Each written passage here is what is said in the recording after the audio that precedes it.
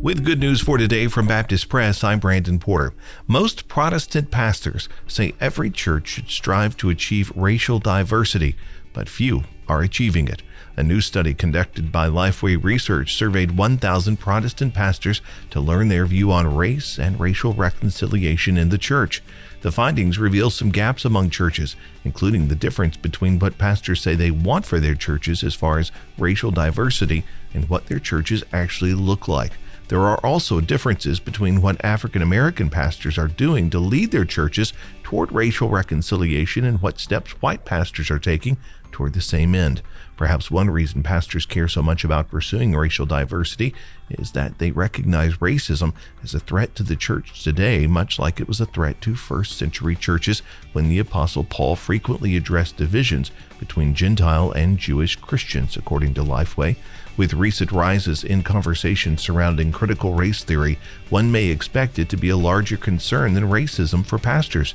However, more pastors, around 48%, say racism is the biggest threat to the church in the U.S. today. It's larger than the threat that CRT plays at 29%. 16% of the pastors surveyed say neither is a threat to the church at all, and 6% aren't sure. Pro-life lawmakers in dozens of states apparently are preparing for a day, maybe as early as this year, when legalized abortion is no longer the rule throughout the United States.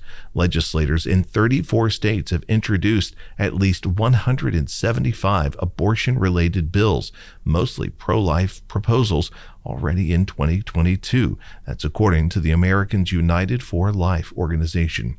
State legislatures are addressing the abortion issue in anticipation of what could be a momentous decision by the U.S. Supreme Court later this summer that would potentially overturn the 1973 Roe v. Wade opinion that legalized the procedure nationwide. Good News for Today is made possible through our friends at the Voice of the Martyrs, a nonprofit organization that serves persecuted Christians around the world. Founded in 1967 by Richard and Sabina Wurmbrand, VOM is dedicated to inspiring believers to deepen their commitment to Christ and to fulfill His Great Commission, no matter the cost. Find out more and sign up for their free monthly magazine at vom.org/good news.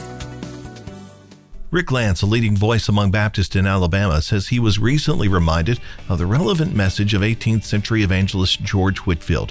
Whitefield began praying for God to do something fresh in his own life. Then he prayed for his country of Great Britain. Then he brought that message to the U.S.